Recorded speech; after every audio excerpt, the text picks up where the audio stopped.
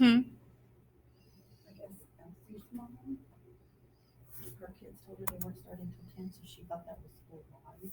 Oh, Elsie will be on and on. okay.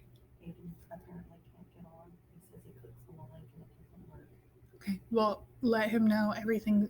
Mrs. Cox is just now going to start recording the reading lesson, so he can watch the video later, and then maybe tomorrow it works better. A couple times and see if they can get on that. Well, thank you. Okay, so I am now recording. Some of our friends are still going to be getting on, so just stay muted. My screen is shared, so what we're going to do first is I'm going to show you what its learning looks like for today. If you notice, it won't look much different than what we normally do. So I'm going to go to resources, our course homepage, that's how we get on. And then we have, right now you're on the e-learning 8:30 live meeting and reading. So we are here in a moment. We're going to listen to a story together like we do every Monday. We're going to look at our spelling words together. And then we are going to do yes ma'am together. So this Cottontails right here is our yes ma'am. So I'm going to read that to you. We're going to work on it together so we can get familiar with yes ma'am, because tomorrow, Wednesday, Thursday, you're going to be doing it by yourself, okay? Then you have your normal journal question of the week, which is about the story we listened to today. You have recommendations for 15 minutes on IXL, and then you also have spelling 1 and 2 on wonders, okay? So while we're listening to the story, please don't work ahead, just because then you'll miss what's going on in our story. So I'm going to get our story ready, and it's going to share. We're going to listen to it together. It's called Animal Haiku. It's more of a, this is not it. Sorry. It's not called Animal Haiku. It is Dog, the Eagle, Chimpanzee, and something else. So this week we are doing poetry. So our readings will look a little different than what they normally do. And then tomorrow or next week, we will work on writing some of our own poetry before Thanksgiving break, okay? Because we have this week, then next week, and then 2 days, and that's it. And then you are off for a couple days, and then hopefully we'll see each other in person again, but I don't know what that will look like, okay? So I'm going to get started with our story, and I'm just going to press play. We're going to listen to it together, okay? Genre, poetry. Dog. A brown boomerang. My dog flies off, arcs his way back into my arms. Jeffrey Boyle. Okay, so our essential question, it says, how are writers inspired by animals? That's what we're thinking about today, because that's our journal question of the week. So if you notice, this was written about a dog. It says, a brown boomerang, my dog flies off, arcs his way back into my arms. So he's playing with a boomerang. When we throw a boomerang, it comes right back to us. So the dog came right back as well. So we're thinking, this isn't how we normally write if we're writing a plain story, but poetry is way different, okay? So now we're going to listen to one that is about the eagle. The eagle. He clasps the crag with crooked hands, close to the sun in lonely lands. Ringed with the azure world he stands. The wrinkled sea beneath him crawls. He watches from his mountain walls, and like a thunderbolt he falls. Okay. Alfred Lord Tennyson. Okay, so this one about the eagle, what is it describing? So I'm going to go back to our meet. We're going to talk about those two real quick. If you would like to answer, would you raise your hand or mention in the chat, hey, I'd like to answer? Now, I noticed some of our friends, like Axel, Aria, and Yazari, we are trying to message friends in our chat. That's not what we're doing, okay? This is just for questions only. So let's talk about the eagle one real quick. What's the eagle doing in that poem? What's the eagle doing? I'm going to flip back. We're going to look at it real quick. It says, he clasps the crag with crooked hands, close to the sun in lonely lands. Ringed with the azure world he stands. The wrinkled sea beneath him crawls. He watches from the mountain walls, and like a thunderbolt he falls. We can also see from the picture he's doing something very specific. What is that he's doing? Aria.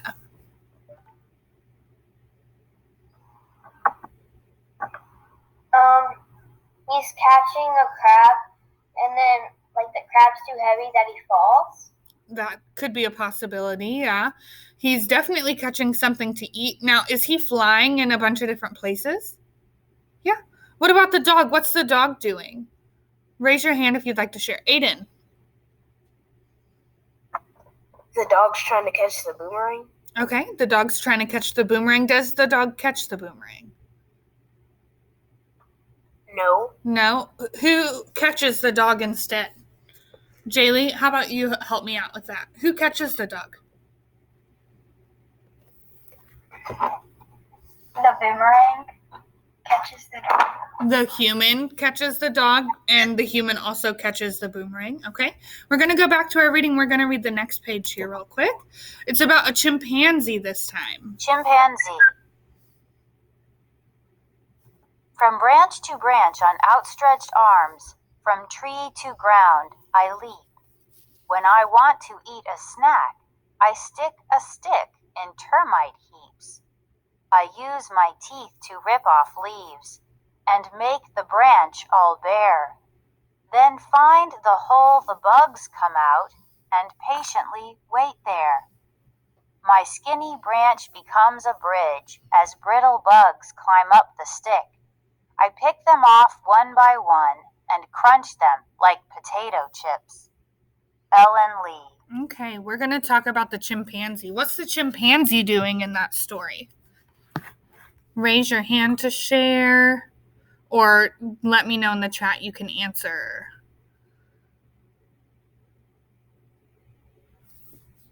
I don't see everyone's face right now. As you can see, I can only see 9 friends. So if you would like to answer, can you just let me know in the chat, please, about that? What's the chimpanzee doing?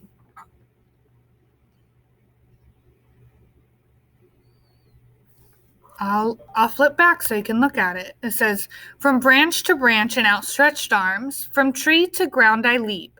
When I eat a snack, I stick a stick in termite heaps. I use my teeth to rip off leaves and make the branches all bare, then find the hole the bugs come out and patiently wait there. My skinny branch becomes a bridge as brittle bugs climb up the stick. I pick them off one by one and crunch them like potato chips. So what's the chimpanzee doing?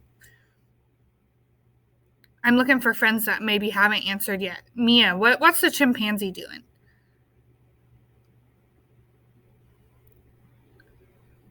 I wasn't raising my hand. Yeah, but I'm sure you can still answer. What is he doing? Here's the picture. What's he doing there? Wait. Do you see my screen sharing right now? No. No. Is my screen... Oh, my screen's not sharing, apparently. Okay, now it's sharing. I'm sorry, I thought my screen was sharing. You guys have just been listening. Okay, so can we see my screen now, Mia? Yes. Okay, what's the chimpanzee doing right here? Eating something? Yeah, what do you think he's eating? Grass. Okay, he's holding a stick. What do you think's on this stick right here? It says, yeah, it says, as brittle bugs climb up the stick, I pick them off one by one and crunch them like potato chips. So he's eating bugs. That's not very good. Okay, now we're going to read about the rat. I'm sorry, guys. I thought I was screen sharing, but apparently I was just sharing on our lesson or my recording. So now we can actually see the story. So let me go back so you can see. Here's the dog one, and here's the eagle one. Then we have the chimpanzee. Here's the rat. Rat. Teeth like jackhammers. I chew through concrete for fun. Bring the outdoors in. Rosa Sandoval. Now, is it jackhammers like a strong tool? Yes, so that means his teeth are super strong, okay? So today's reading, I think that's the last page here. Yes. Is about haiku poetry, okay? So what we're going to do, I'm going to see if I can find really quick a brain pop video on haikus real quick so we can learn more about what kind of poetry that is, because it doesn't sound, it doesn't always rhyme, and it doesn't always sound like how we talk. So let's see if I can find a video real quick for us. I'll be back. So let's see, where's my brain pop at? There it is. You can still see my screen, guys, right? Yeah. Okay.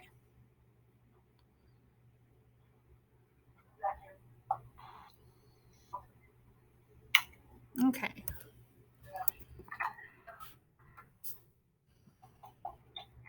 Okay, so here's a poetry one. We're going to watch this together. That will help us understand what kind of poetries we're going to be looking at in the next week or so.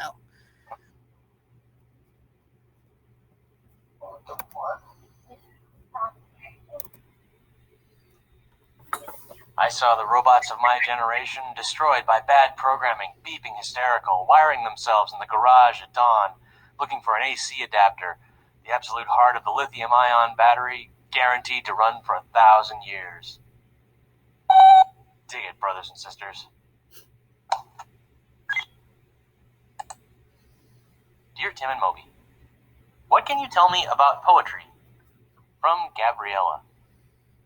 Chances are you're already pretty familiar with some forms of poetry. From the nursery rhymes you learned as a kid to the song lyrics you listen to now, your head is probably filled with poetry. Poetry is any writing that uses words for their sound and rhythm as well as their meaning.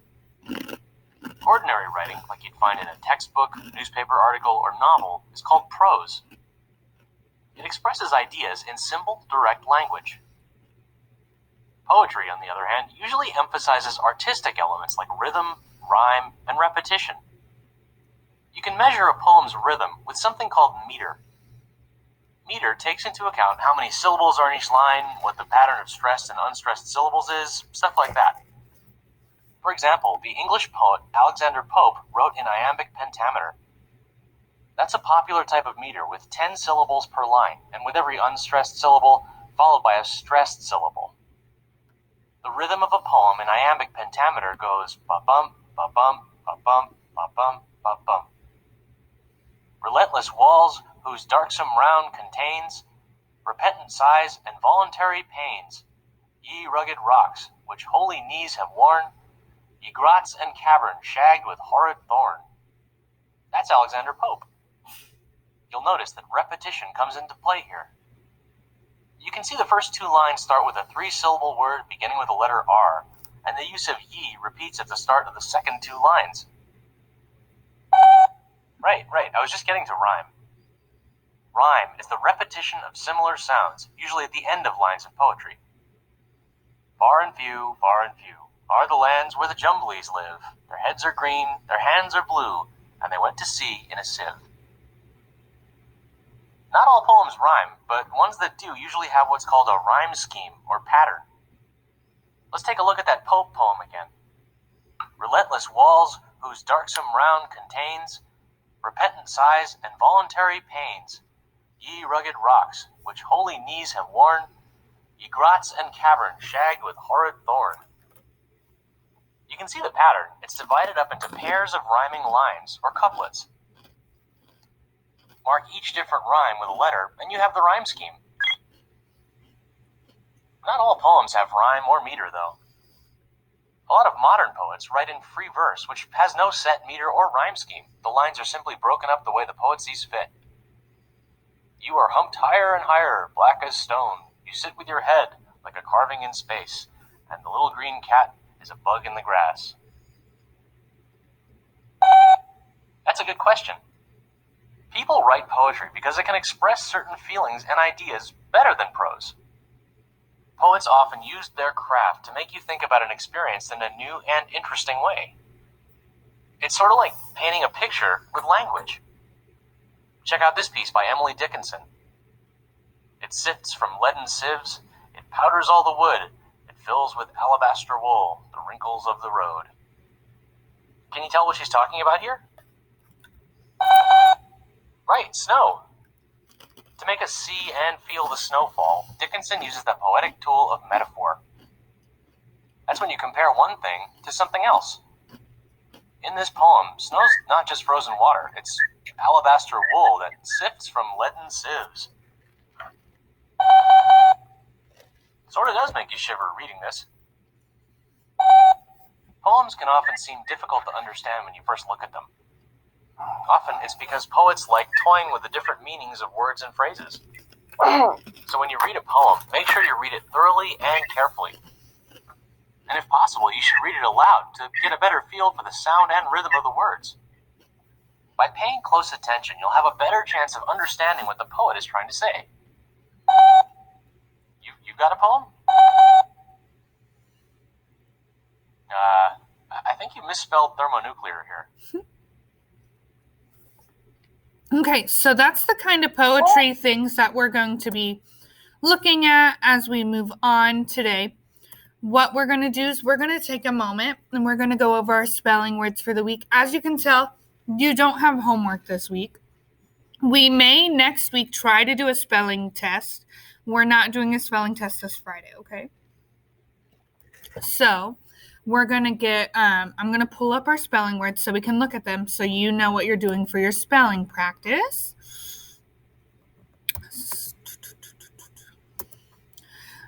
So our spelling words this week are dealing with suffixes, which are endings, okay? So when we are doing this, I'm just going to go over it. It's not going to be like in class, like when we repeat and then I ask you what the suffix is, just because I'm trying to keep our video this morning as short as possible for all of our friends, especially since we're going over a whole yes man.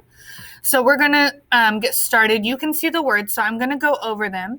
So our first word is sickly. You notice the ending, my root word is sick. Ly is my ending, okay?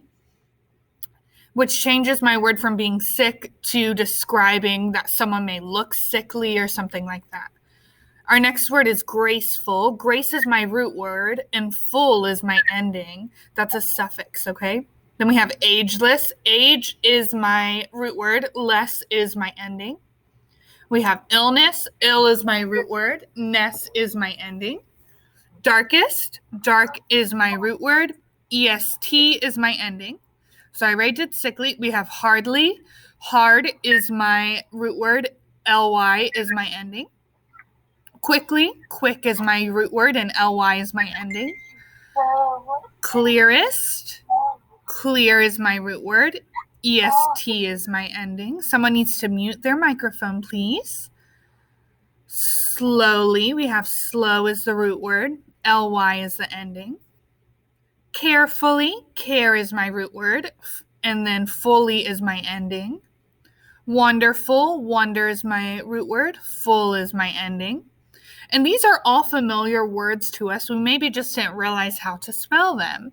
We have beautiful is my word. Butte is basically my root word. And then full is my ending. We did graceful. Thoughtful. Thought is my root word. Full is my ending. Spoonful. Spoon is my root word. Full is my ending. Darkness. Dark is my root word. Ness is my ending. Shapeless. Shape is my root word. Less is my ending. We did ageless. We did do illness. And then our last word, goodness. Good is my root word and ness is my ending. Okay. So now we're going to talk about what did we notice in our spelling words? What tended to be our endings? So if you would like to share, raise your hand or let me know in the group chat really quick. I can't see when you raise your hand. Just let me know in the group chat. What kind of patterns did we see? You don't have to unmute your mic. What you can just do is take a moment and type what we saw as a pattern in the group chat real quick so we can talk about it.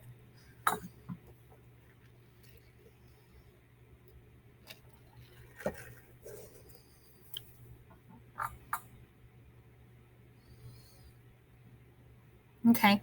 Aria said fullness. So you notice that N-E-S-S was a root word now, ending. When we add an ending to our word, does that change the meaning of our word? Yes, Jonathan, you're right. It does change our meaning. Does it change it a lot or just does it add to our meaning? I think it adds to our meaning usually, okay? So you're going to have spelling practices on wonders.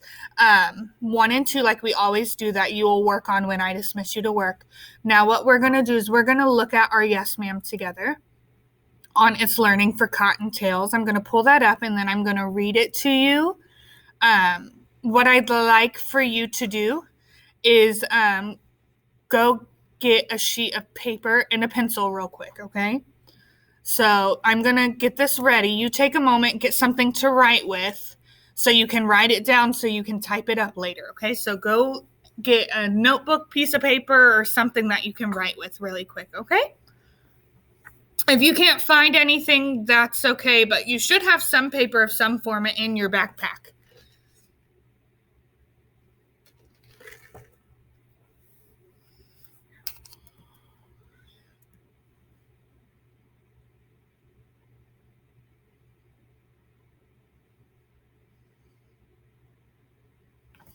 Okay.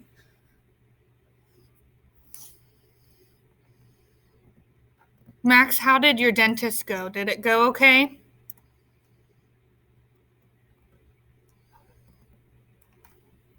He may be getting paper.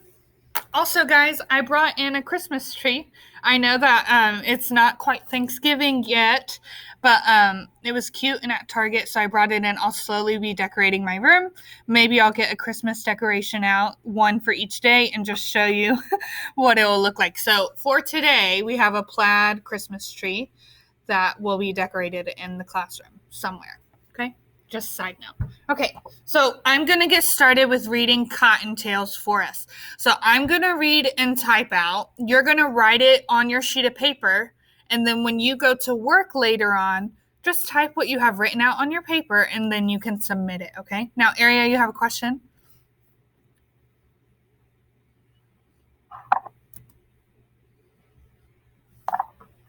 Whenever we're on Google Meets, we can also go to like another thing, like on It's Learning or something, and write down what you say. Yeah, that I just wanted us to have it on paper today so we wouldn't forget it, because I know it's hard if you have Cottontails pulled up too and trying to type and flip back and forth between the Meet. That may be too much for you, okay? So whatever I type, take a moment, write it down on a sheet of paper, and then when it's time for you to work, you literally click on Cottontails, type out what you had written down, hit submit, so it'll be easier for you, okay?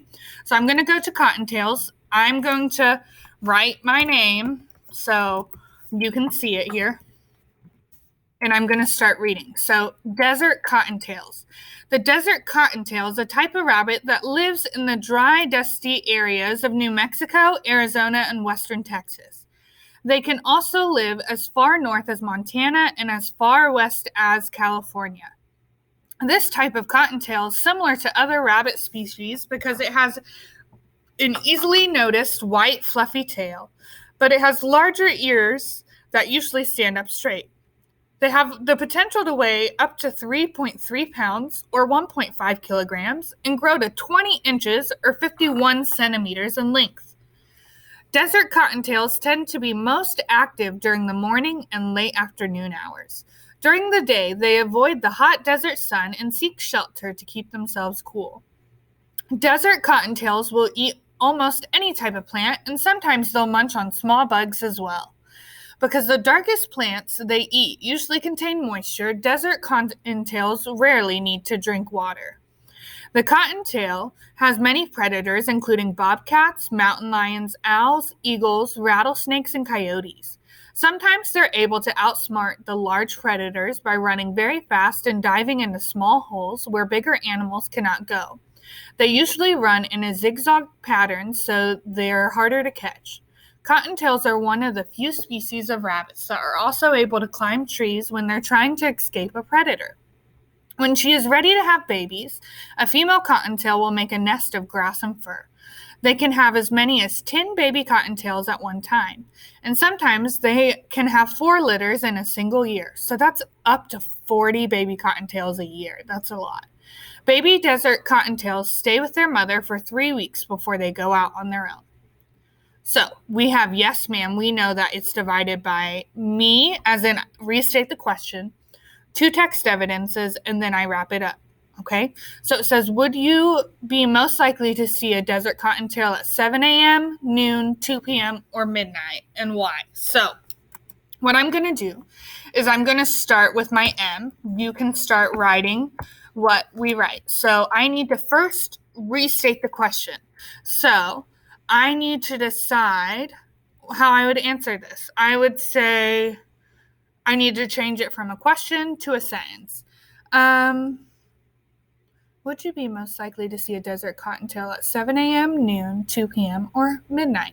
So we know that they tend to, if I go back to my story, it said they tend to be out most active in the morning and late afternoon hours. So if that's the case, I know that midnight or noon is two, those two are not when they're out. It said morning and late afternoon. So 2 p.m. might be an option, but I think I'm going to go with 7 a.m. So I'm going to say desert cottontails tend to be out at 7 a.m., period. It's a simple sentence that restates my question. Well, at 7 a.m. instead of other times during the day. So you are writing this out on your paper there. And I'll give you a moment. I'm going to check and see if it looks like we're writing. It does look like we're writing. Good job. So this restated the question, and I was able to partially answer it because I was supposed to pick what time, and then I have to explain why. So this is my first me, which is restate the question. If you do not restate the question, then you are not doing yes, ma'am, right. And this is not going to help us with our text evidence, because with text evidence, typically what we do is we try to prove something, but I have to first state what I'm proving. So the whole point of the restate the question is to answer the question, but then also give evidence, okay? So that's why we always restate the question. Now, if I'm moving on to my first A, which is author, that means I need to use text evidence to explain why they're out at 7 a.m., right? So I first always have to start my A's with either the text states this, the author said in the passage. So I'm going to start with in the passage, comma, and then I'm going to look for my evidence. So I'm going to scroll up and look for some evidence here really quick, and then I will write that down, and then you can write that down as well. Do we have any questions so far? So first we're going to check for questions. Max, yes, go ahead and write on paper with me. And then what will happen is when I dismiss you to work, you'll click on it, and then you can just type down whatever you wrote on your paper to save you time, okay? So, any other questions before we start looking for the text evidence? Okay, no other questions, so we're going to go back. Oh, someone did. Who had a question? Aaron, you have a question? Go ahead and unmute and you can ask your question. I'm still not done writing yet. That's okay. When it's all done, I'll leave it up for some time for you to finish copying, okay? So Okay. I'm trying to keep it as short as possible for our video recording, okay? So then what will happen is when we're done doing our yes, ma'am, I'll leave it up for a couple minutes for you to copy down whatever you missed, okay? So let's go back. We're going to find the area where they were talking about why they don't like to be out all the time. It says during the day they avoid the hot desert sun and seek shelter to keep themselves cool. So I would probably write something like in the passage, they like to be in the shade. Well, shade during the hottest parts of the day.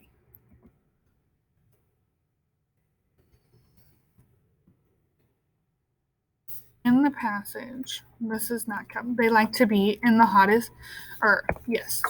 Okay. So I'm going to give you a couple seconds to write that.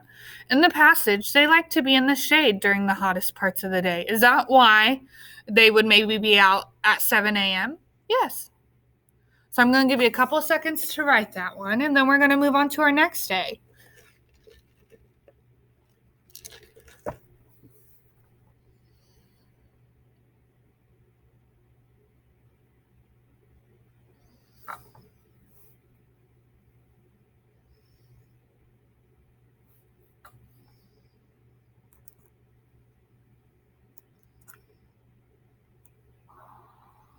Miss Cox, Yes.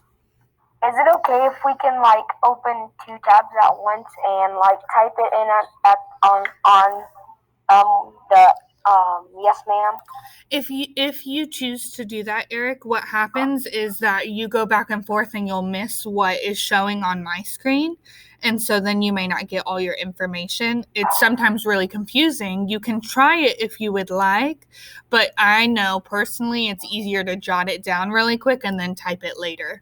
Just because when I'm screen sharing, it's just going to show my screen. And then when you go back and forth, you're going to miss everything that we type. Okay? Yeah. Okay, so we're going to work on our next A here real quick. I'm going to type A, and I need to have another phrase that shows me that I found it in the text, but I'm not going to say it in the passage this time. I'm going to say the author writes, or well, I have to write the author writes that, and then I'm going to find my text evidence, but I'll give you a couple seconds to write that down.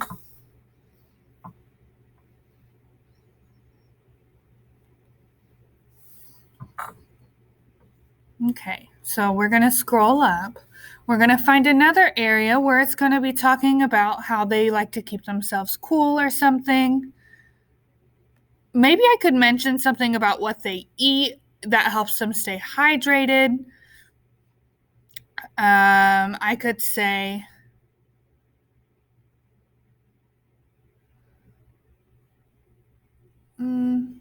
I could maybe mention something about the desert plants they eat contain moisture because they don't need to drink as much water. And I could connect that to maybe when they're in the shade, they don't use as much energy. So I would say something like, the author writes that cottontails tend to eat desert plants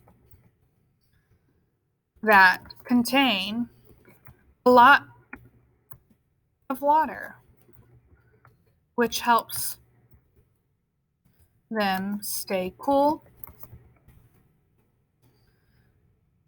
semicolon. If they stay in the shade,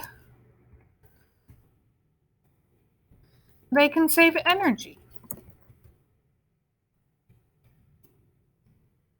So that A is a little bit longer. I'm going to give you a little bit more time to write that. So the author writes that cottontails tend to eat desert plants that contain a lot of water, which helps them stay cool. If they stay in the shade, they save energy, or they can save energy. Let's do that. They can save energy.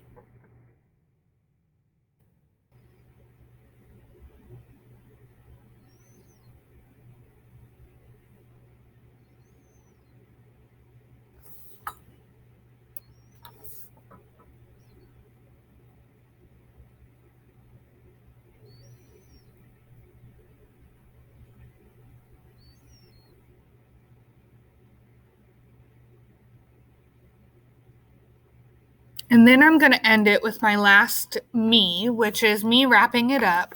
And usually I would write, this proves, and I'm going to point back to my question, that cottontails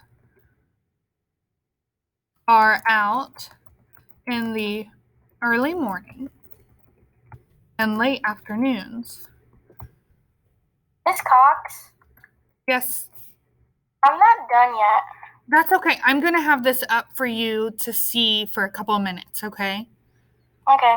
I'm just moving it along because I don't want us to be on our Google Meet forever.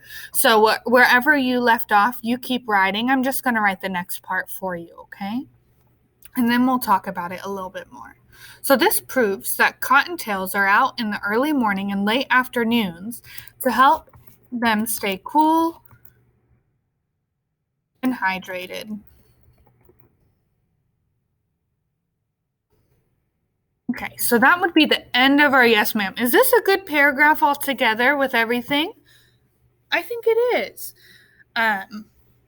This explains my question. First off, I answer the question by restating it. I give 2 examples of why, and then I wrap it up. So this definitely answers the question. And this is what we're looking for this week when you do yes ma'am. So tomorrow, I may just help you restate the question, and then you're working by yourself. So you need to come up with some good ways to go through that to see how you're going to do that. Remember, I may put up a little chart for yes ma'am on It's Learning to help you remember what each part stands for. But normally when we write a paragraph, we don't put the MAAM. It would just be one chunk altogether. So tomorrow, I may not write the MAAM. If you need to write it that way at first to help you keep track, you may do so. But that's how we're going to be doing yes ma'am. And we've done this a couple times together already. And you've done it a couple times by yourself. So this is just us practicing to get better at it. So then on Friday, you know how to write awesome answers to questions that fully address everything. You have text evidence, 2 text evidence, and you're able to wrap up your paragraph really well. Okay? I'm going to give you about 1 minute and 30 seconds left, and then I'm going to review what you're doing on It's Learning, and then we'll decide what time we will start math, okay?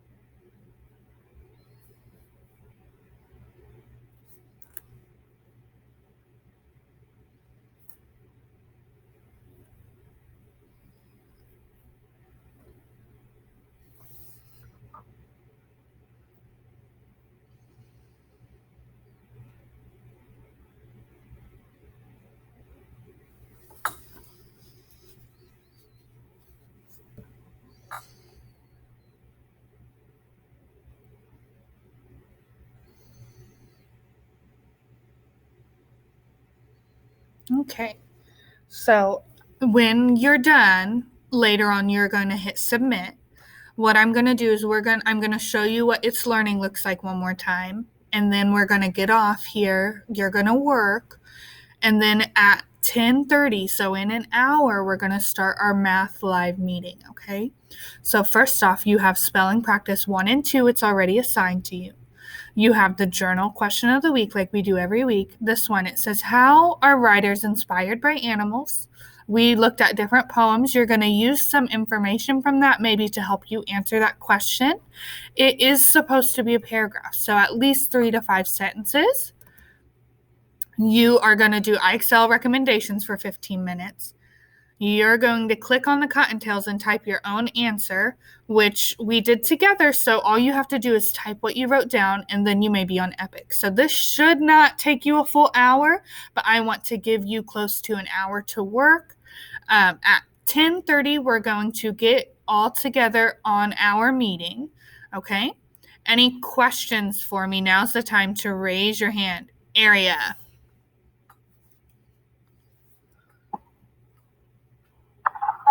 Do we get to watch Epic videos? It's not Friday, so no, it would be Epic Read to help you with your reading skills. Mia, you had a hand up too? Yes, Mia. Are we allowed to do more than 15 minutes on IXL? Yes. If you want, I would save maybe IXL to the end to make sure you have time to get all your other stuff done, and then you can spend that time on IXL, okay? Jaylee. Is the question of the week going to have her name so it doesn't get mixed up? I can add that in, okay? Eric.